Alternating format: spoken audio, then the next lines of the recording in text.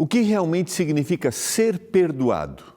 Em um encontro cheio de contrastes, Jesus vai nos mostrar que o perdão vai além das aparências, porque ele regenera o coração que reconhece a sua necessidade dele. Está no ar o programa Escola Bíblica.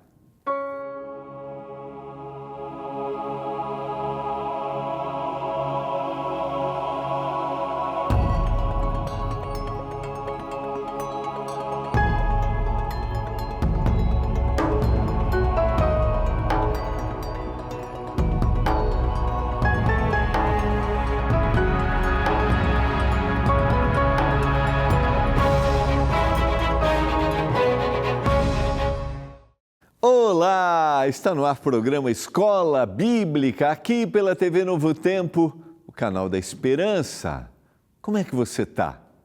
Como é que estão as coisas aí na sua casa? Está tudo bem? Está tudo bem com a família? Como é que você está passando esse mês de janeiro? Tudo em paz? Nesse programa, nós temos a oportunidade de estudarmos a Bíblia. Nós estudamos a Bíblia através das nossas revistas de Esperança, que são produzidas e distribuídas sem nenhum custo para os nossos telespectadores. Mas aqui a gente também estuda a Bíblia pelo WhatsApp, sabia? Exatamente. E você pode ser um aluno da Escola Bíblica e pode estudar a Bíblia pelo WhatsApp sem nenhum custo também. Olha, salva esse número aí, ó, 12 98200 0062, 12 98200 0062. Dá um oi para a Esperança, escreve aí para a Esperança Estudo e ela vai te mandar 3 perguntinhas. Você vai dizer sim, eu quero estudar a Bíblia. É muito simples, muito fácil, sempre com opções de A, B ou C e com a referência bíblica. E depois de você responder, sempre vem um comentário. Aí você vai ler e você também pode fazer suas perguntas para a Esperança. Aí você vai ter que escolher a opção perguntar. Ou você pode entrar em contato com a gente na Escola Bíblica, que nós temos os nossos conselheiros e instrutores que ajudam você nas respostas e nas dúvidas que você tiver. Estude a Bíblia. Cresça no conhecimento da palavra. Quando a gente vai para a palavra e entende o que o Senhor ensinou, isso faz a diferença. Nós estamos estudando nesta temporada o estudo Ensinos de Jesus. É a primeira opção, é a opção A na lista de estudos que a Esperança vai mandar para você, tá bom? Opção A. E aí você vai entender ainda mais o que o Senhor quer nos ensinar. Eu entendo que diante de tantas vozes que dizem o que a Bíblia diz, nem sempre a gente pode realmente acreditar. Por isso, vá para o texto bíblico e entenda e perceba que aquilo que Jesus ensina, aquilo que Jesus apresenta, os valores do reino, muitas vezes, são contrários à lógica humana, são diferentes dos discursos que nós apresentamos, discursos também que são apresentados muitas vezes no meio religioso, mas o reino que o Senhor apresenta é uma verdade que é o inverso daquilo que nós declaramos como verdade. Então, eu sempre motivo, estude a Bíblia. Nesta semana nós estamos estudando sobre perdão e salvação e hoje nós vamos aprofundar, nós vamos mergulhar em mais uma história bíblica. E as histórias estão relatadas com um objetivo, nos ensinar princípios que fazem parte do reino. Princípios de perdão e salvação ao longo desta semana. Vamos orar? Senhor, nós vamos abrir a Bíblia mais uma vez. Nos dê entendimento, nos dê compreensão, e que a gente se renda à palavra. Que o Espírito Santo atue na nossa mente para a gente fazer aquilo que o Senhor deseja, para a gente compreender qual era o recado que o Senhor queria dar para nós através do autor bíblico. Eu clamo por isso, em nome de Jesus. Amém.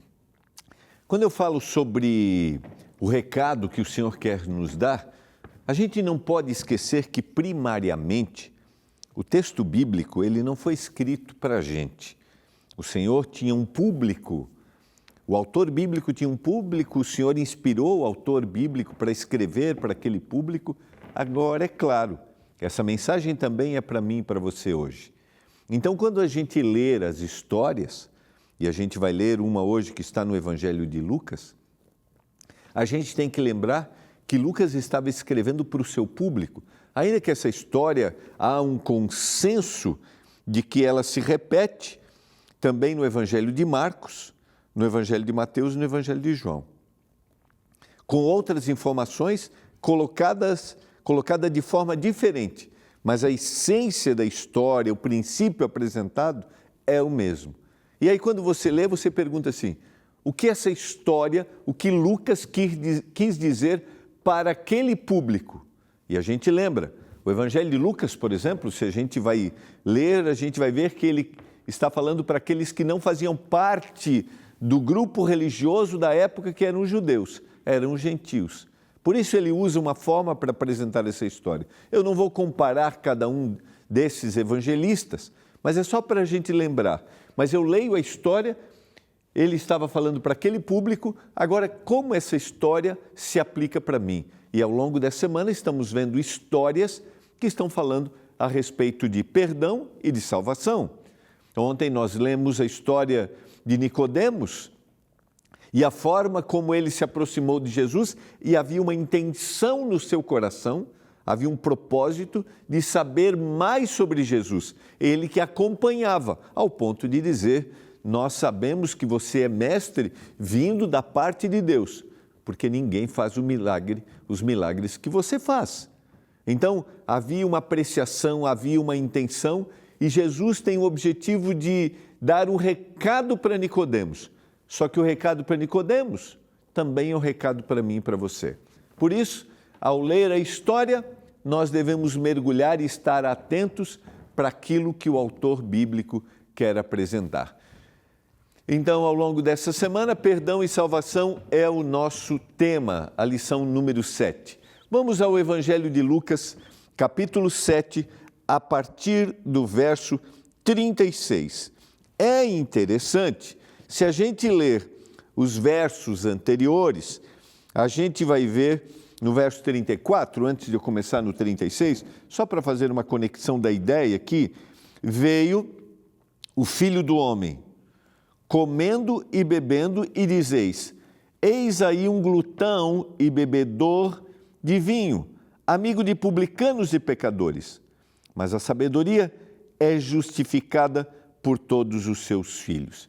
E agora a gente vai ver na sequência o encontro de Jesus com um líder religioso, um fariseu, desses que faziam parte desses grupos que acusavam Jesus de ser glutão e beberrão e de estar junto de pecadores e publicanos, daqueles que eles, os religiosos, e entre esses estavam o grupo dos fariseus, condenavam, se afastavam. Eu já falei algumas vezes aqui ao longo desta temporada que os valores do reino muitas vezes podem ser contrários aos valores e às concepções que nós apresentamos. A forma, o formato religioso de salvação que a gente apresenta. E Jesus vai trabalhar o contrário disso. O Senhor quer salvar a todos? Sim. Nós vimos ontem que Nicodemos era um fariseu, um dos principais dos judeus. E ele se aproximou do Senhor, porque o Senhor quer salvar todo mundo. Então não há uma condenação prévia, há uma condenação dos atos equivocados. Por isso Jesus condenou e criticou, e nós vamos ver agora, mais uma vez, na ação dos fariseus. Vocês estão fazendo errado? Não é esse o caminho. Mas aquele que se arrepende, aquele que se abre ao Senhor, esse vai encontrar salvação. Porque o Senhor quer salvar a todos, agora eu preciso me render. Como começa o verso 36, que agora é a descrição dessa história. Um dos fariseus convidou Jesus para que fosse jantar com ele. Jesus, entrando na casa do fariseu, tomou lugar à mesa, diz o texto. Vamos entender bem esses detalhes da história. E eis que uma mulher da cidade, pecadora, sabendo que ele estava jantando na casa do fariseu, foi até lá com um frasco feito de alabastro, cheio de perfume. Era comum, dentro da tradição do Oriente, neste ambiente em que Jesus vivia, que pessoas que muitas vezes eram marginalizadas entrarem numa casa e aguardarem no canto para que em determinado momento recebessem ali o alimento. E de alguma forma isso até trazia para aquele que aguardava, aquele que era o dono da casa, trazia uma certa posição, um ar de generosidade. Essa mulher, que diz a descrição do texto, que era pecadora, foi à casa do fariseu e foi lá com um frasco feito de alabastro, cheio de perfume. Marcos vai citar que era nardo puro, ou seja, um perfume de precioso valor. E olha a atitude da mulher. Estando por detrás, aos pés de Jesus, era hábito sentar-se à mesa como se ao chão, né? Eles se inclinavam no chão, aos pés de Jesus, chorando, molhava-os com as suas lágrimas e os enxugava com seus próprios cabelos. Uma ação aparentemente irreverente. Ela beijava os pés de Jesus e ungia-os com o perfume. Diz o verso 39, ao ver isto, o fariseu que havia convidado disse consigo mesmo: se esse fosse profeta, bem saberia quem e que tipo de mulher que está tocando nele, porque ela é uma pecadora. Julgamento para aquela mulher, excluindo-a, julgamento para aquele que recebia Jesus. Agora a gente vai ver na sequência. Jesus se dirigiu ao fariseu e lhe disse: Simão, tenho uma coisa para lhe dizer. Ele respondeu: diga, mestre. Verso 41. Jesus continuou. Agora Jesus vai colocar uma parábola no meio dessa descrição. Certo credor tinha 2 devedores. Um lhe devia 500 denários, 1 ano e meio de trabalho. O outro devia 50 dias de trabalho. E como eles não tinham com que pagar, o credor perdoou a dívida de ambos. Qual deles você acha, Simão, portanto, o amará mais? Qual dos 2? A resposta de Simão: penso que é aquele a quem mais perdoou. Jesus disse: você julgou bem. A descrição. E voltando-se para a mulher, Jesus disse a Simão: você está vendo esta mulher? Quando entrei aqui na sua casa, você não me ofereceu água para lavar os pés. Esta mulher, porém, enxugou os meus pés com lágrimas e os enxugou com seus cabelos. E mais, você não me recebeu com um beijo na face. Ela, porém, desde que entrei, não me deixou de beijar os pés. Você não ungiu a minha cabeça com óleo, mas esta com perfume me ungiu os pés.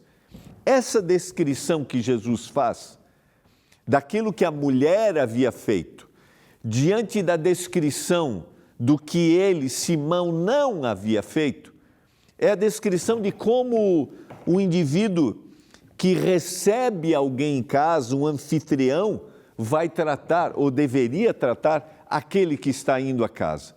Era costume lavar os pés, saudar esta pessoa.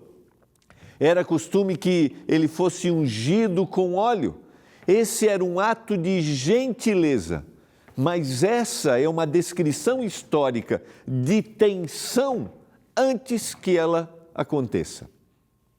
Você já foi a algum lugar como convidado, mas não foi bem tratado, ou pelo menos bem recepcionado? Já aconteceu isso com você? Para nós, ao ler essa história, ao ver a descrição que Jesus faz, parece que Jesus está apresentando exigência. Não. Todos esses eram atos de gentileza. Era como se eu convidasse você para ir na minha casa, e você chegou na minha casa e eu abrisse a porta e não saudasse ou mandasse alguém ir lá saudá-lo, e eu fizesse de conta de que você, como convidado, não era importante. E sempre os convidados deveriam receber os principais lugares. Sempre o convidado, e a gente viu na descrição que Lucas faz, que ele foi convidado de Jesus, mas um ambiente de tensão. Por quê? Porque este homem, e a gente vai ver na sequência, não sente como aquela mulher a necessidade e a presença de Jesus e olha para Jesus como ele deveria ser olhado. Não há nenhuma atitude de submissão, não há nenhuma atitude de entrega. Nunca haverá salvação, nunca haverá transformação se eu não sentir necessidade de perdão, se eu não sentir que sou um pecador, se eu não sentir a necessidade de colocar diante de Deus aquilo que eu errei, seja no pensamento. Hoje, de alguma forma, pecado não é mais pecado. Pecado não é um ato individual. Não, a gente vive numa sociedade pecaminosa. Não, eu não sou pecador. Se não há reconhecimento de erro, não há reconhecimento de perdão. Se não há reconhecimento de perdão, logo não há salvação. Você consegue entender o processo? Que nós precisamos reconhecer o erro cometido. Aí você diz assim, mas eu sou um bom cidadão? Mas não é sobre ser um bom cidadão, não é sobre ser uma boa pessoa. Isso está correto e está tudo bem, e que bom que você é uma boa pessoa. É sobre reconhecer a pecaminosidade. É possível que nós aparentemos sermos boas pessoas, mas a nossa natureza é uma natureza má. Esses dias eu ouvi alguém falando uma frase muito interessante, reconhecendo natureza pecaminosa. A pessoa citou, e eu tenho grande potencial para ser um grande pecador. Nós temos potencial para sermos pecadores, e muito potencial. Por isso nós precisamos cair aos pés do Senhor, nós precisamos reconhecer, nós precisamos clamar. Você entende o que eu quero dizer? Você tem percepção clara da sua tendência pecaminosa? Você tem percepção clara de como sua natureza é má?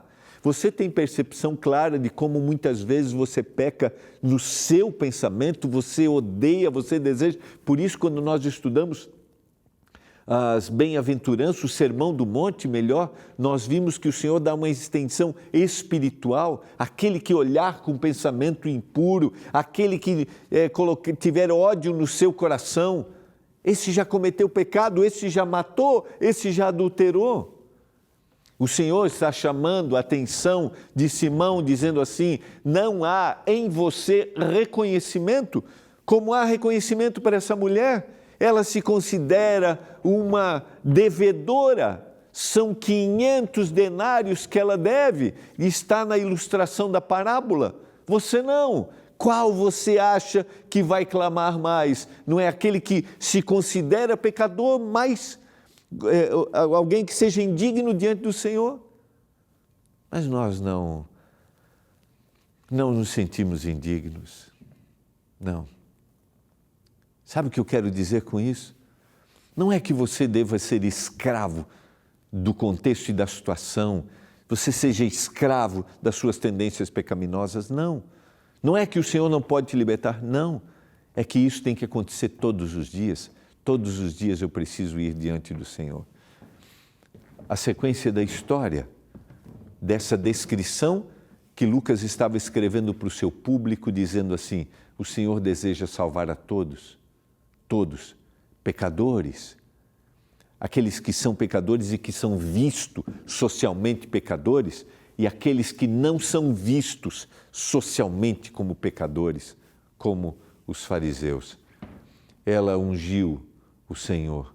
Por isso eu afirmo a você, Simão, que os muitos pecados dela foram perdoados, porque ela muito amou, mas aquele a quem pouco se perdoa, pouco ama. Não é que o Senhor está limitando o perdão, queridos. Sabe o que é? É que nós não reconhecemos.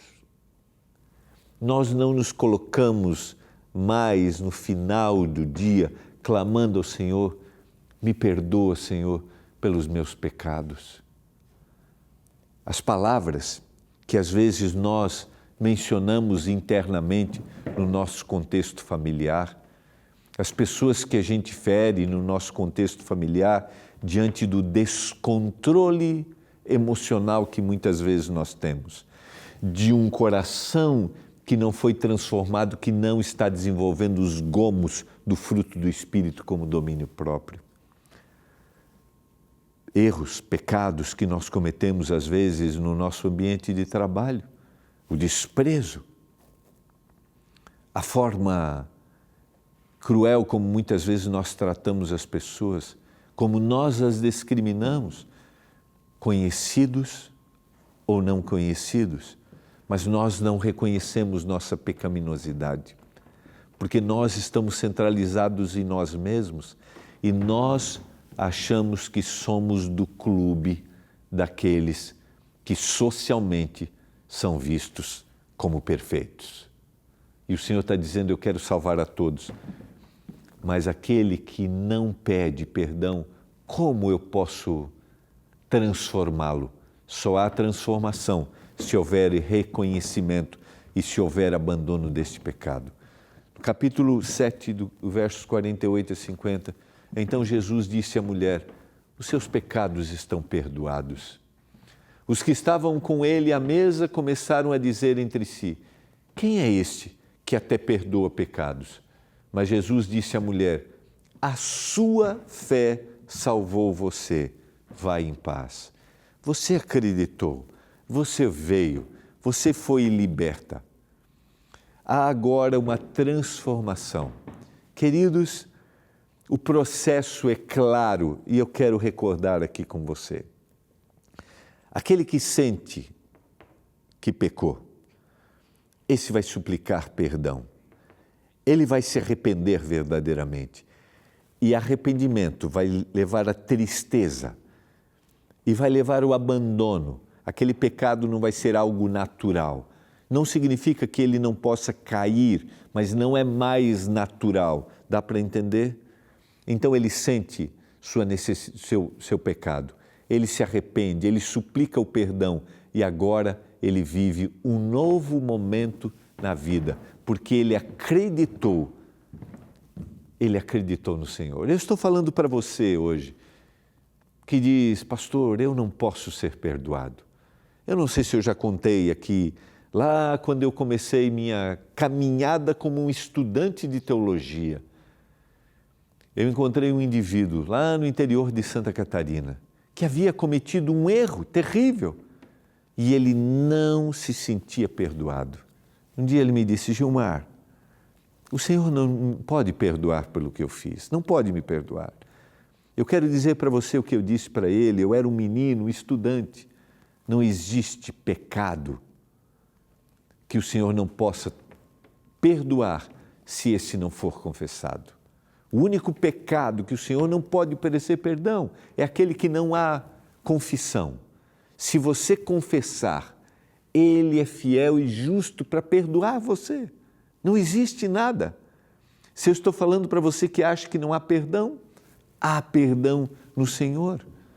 Por isso, este é o momento da nossa confissão. Esse é o momento da entrega.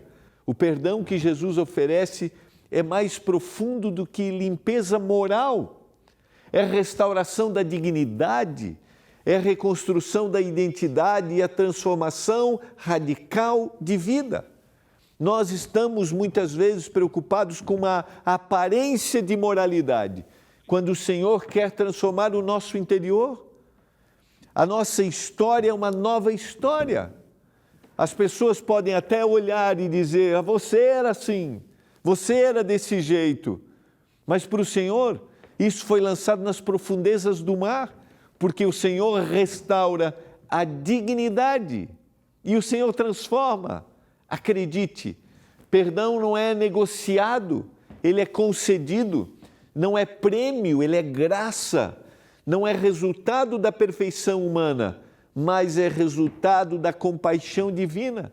Por isso, só o Senhor pode dizer, perdoados estão os teus pecados.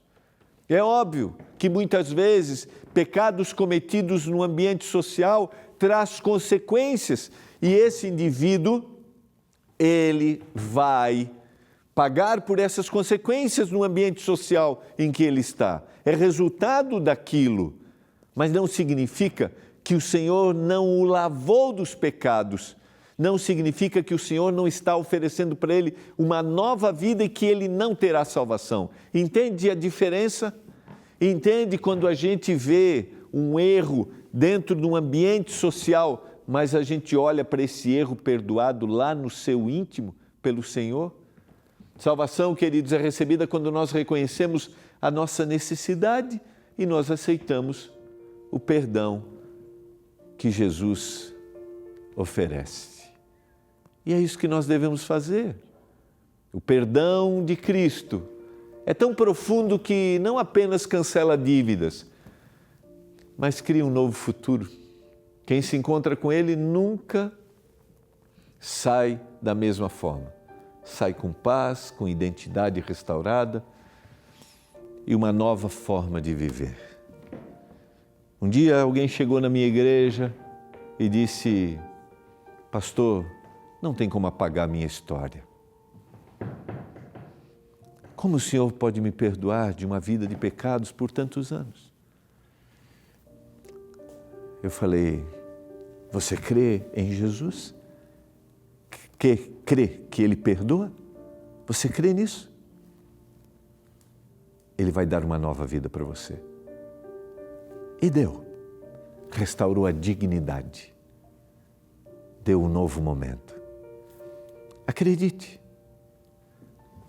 O Senhor pode fazer isso.